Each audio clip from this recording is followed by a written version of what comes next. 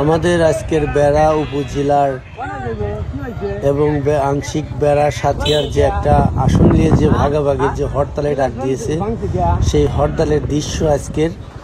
এবং আজকে সব জায়গায় প্রতিটা অলিতে গলিতে গ্রাম অঞ্চলে সব জায়গায় আজকে বন্ধ এবং তীব্র নিন্দা এবং প্রতিবাদ জানানো হচ্ছে।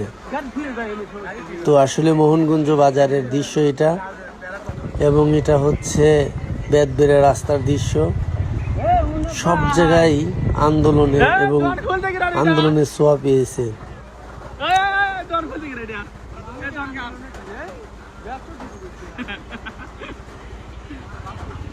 তো এরকম একটা আন্দোলন হয়েছিল 2014-তে, ওই আন্দোলনে আমরা ছিলাম আর কি।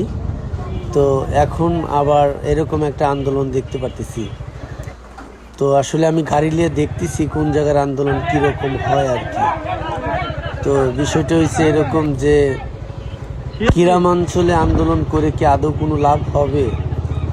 তো আসলে আমাদের বেড়াবাসীর পানের কেন্দ্র হচ্ছে সিএনবি মহাসড়ক যদি বন্ধ করা যায় তাহলে সব কিছুই বন্ধ হবে। কারণটা হচ্ছে বগুড়া, ঢাকা এবং চলাচলের মাধ্যম হচ্ছে সিএনবি। আর সিএনবি পত্রিকা, সাংবাদিক, সব কিছুই নিউজ সব কিছুই ওখানে আছে।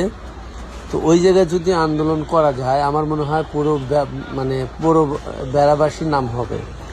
এখন গ্রামে যদি আন্দোলন করা যায়, একদম গ্রাম অঞ্চলে, তাহলে কি এই আন্দোলন আদৌ কি ওই পর্যন্ত পুষবে? তো যাই হোক, এই আন্দোলনের পক্ষে আমিও, যেহেতু আমার বাড়ি হচ্ছে বেড়া উপজেলায়,